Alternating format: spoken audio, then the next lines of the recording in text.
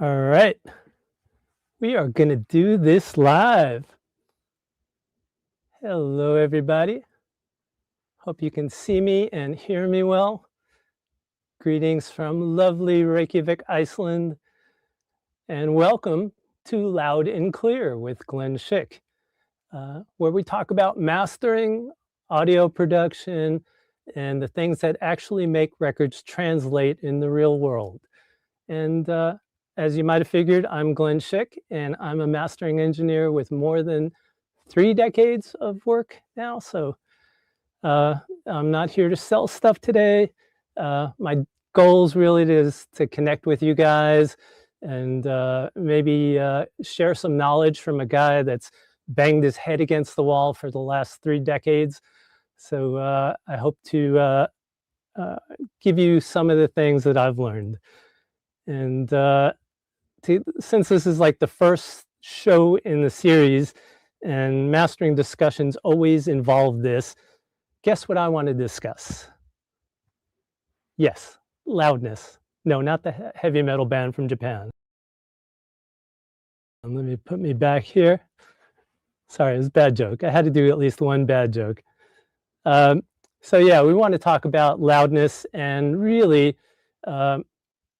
a lot of producers think that loudness is actually something that you measure with a meter.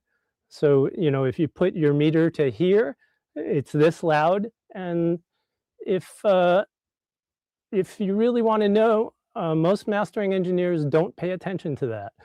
And what I submit to you, and here's kind of the truth, is what sounds loud to your ears often has very little to do with what the meter says. So 2 tracks can measure the exact same LUFS. We're going to talk about that in a minute. It's a type of measuring device. And 2 tracks can sound exactly this, not sound exactly, can be exactly the same on the meter, but sound totally different. So actual loudness does not equal perceived loudness. So what I'd like to do today is play you a couple things and I'll let you kind of hear and see for yourself. And then we're going to talk about 5 actionable things that you can make your track feel louder without turning up anything. Okay? So here we go. I've got 2 tracks here that I AI generated yesterday. So they're going to be great music. And they're both at the same LUFS, but there's a distinct difference between the 2, and I want to let you hear. So we're going to start with the top track here and switch to the next one underneath it.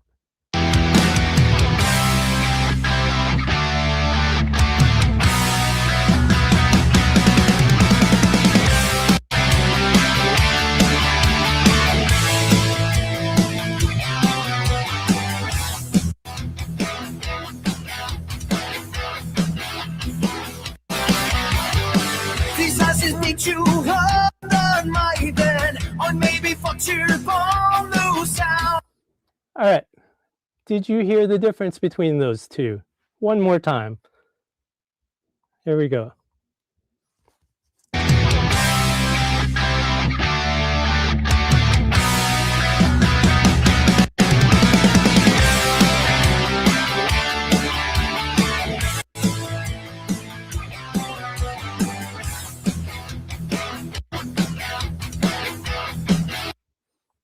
All righty, let me come back here. Yeah, there I am. Okay, and you'll have to forgive me because I am no video guy. I'm an audio dude, and video is kind of new to me. So if I'm making mistakes or doing some weird stuff, cut me some slack today here. So what you just heard were 2 tracks. They're both at 12 LUFS, 12 and a half to be exact. And they're measured with a measurement called loudness unit full scale. And as you probably heard, if you heard everything through there, was that one of them definitely sounds like it's popping out of the speakers and the other one doesn't. And they're both the same volume on a meter. So what's different here? So let's just talk about how we're measuring first. first thing we're using is a LUFS meter, which is loudness unit full scale. And loudness unit full scale is kind of the meter of the day now. Got my little Grammy cup here. Excuse me while I get a sip. So loudness unit full scale is kind of the meter that's come into fashion for the last few years. And it actually does a much better job than most of the other loudness meters because it works on the way humans perceive loudness. So like we spoke about before, there's actual loudness and there's perceived loudness. It's a different thing. So besides LUF meters, there were RMS meters, which is kind of what we used back in the day. You know, my career goes back really 40 years, mastering 30 years, but at least 40 something years. And we had two meters. We had RMS, which is root mean square.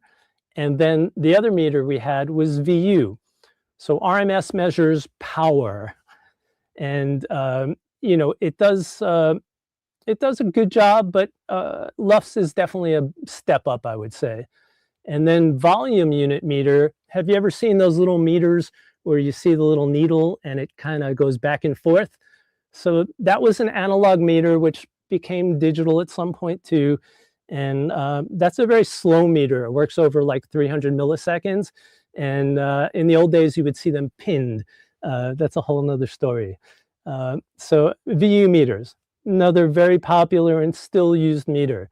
Then we have peak program meters, PPM, Peter Piker picked to pick a PPM. So peak program meters or sample peak meter, those are the digital meters you see on your DAW. And when you see it like go into the red, past 0, that is a PPM meter. And that's usually, for the most part, used to prevent clipping, just distortion, things like that. And speaking of clipping and distortion, the next meter, and this is going to be a surprise to some of you guys, is a true peak meter. Now, a true peak meter actually measures the peaks that occur between digital samples. Not to get too crazy technical here, but so it's actually way more accurate than the PPM meter. And it's really, I hate to say this, not that important for most people. Having something with a true peak that goes over the meter is not the end of the world, but some people are quite anal about that. And then lastly, we have my mastering cohort, Bob Katz. You know, Bob Cat. Sorry with the goofy jokes. Bob Katz is a mastering engineer, a well-known one, and he made this system called the K system. And basically, that's a meter with built-in headroom on there. Some people like them, and they use them on some pieces of gear. So here's the deal. You use whatever works for you. I think LUFS is probably the best choice right now, and you can use that in combination with a PPM or a true peak or any of these for that matter. So here's the deal. Here's what producers should actually focus on. These are the secrets, so pay attention, kiddies. So the first secret, number one, for louder masters and louder tracks without turning up anything is going to be arrangements. Okay, what do I mean arrangements?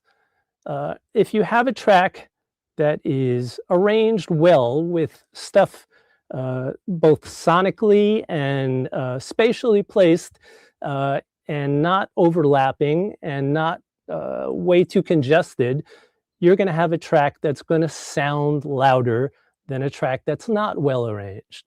So back in the old days, I used to have people come in, especially like early hip hop back in the 90s, and they'd always say, turn up the bass, I want it to hit, I want it to hit. And I'd turn up the bass, and then they'd go, no, that doesn't still sound good. And I'd say, well, what are you listening to that you think really hits? And they say, oh, Dr. Dre's The Chronic. So Dr. Dre's The Chronic actually is the epitome of a track that is well arranged. It's not filled with stuff. It doesn't have a ton of layers of tracks. The drum and the 808s are all open. Um, there's your example. So less is more, and we're going to learn that all through this. Number two, so the second thing that'll make your track sound louder, even without turning up something, is having stereo field. And the Wavelab example that I played before was just that. So the first track basically had some stereo information. Let's pretend these are your speakers out here, and this is the center. We have something called a center image. So if you have something that's kind of pulsing from stuff in the middle with some stuff panned left and right a little bit, it takes up this much of the spectrum. But when you have stuff that's panned way out here along with the stuff in the middle, you have this big wall of sound, and suddenly that sounds louder. And that's what you heard on that example. So there's secret number two for stereo field will make your stuff sound louder when placed properly. So secret number three, crowding of frequencies.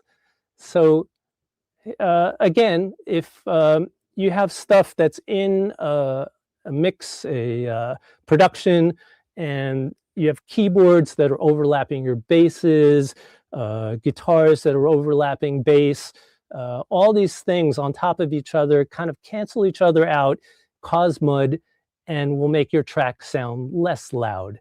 So secret number three is the crowding of frequencies. All right, I love doing this countdown stuff. Secret number four, excessive bass or high frequency. So our ears tend to be most sensitive to mid-range. So like speech and things like that, those are all in the mid-range. And when you put too much bass or too much treble into something, it whacks your ear out. This is, again, perceived loudness. So excessive bass or excessive treble, both of those things can cause things to be perceived as less loud. They also really usually sound like crap too. So, and then lastly, and I'm talking to you, Mr. or Mrs. 50 plugins a track, is going to be too much processing. Secret number five, don't do too much processing. What do I mean?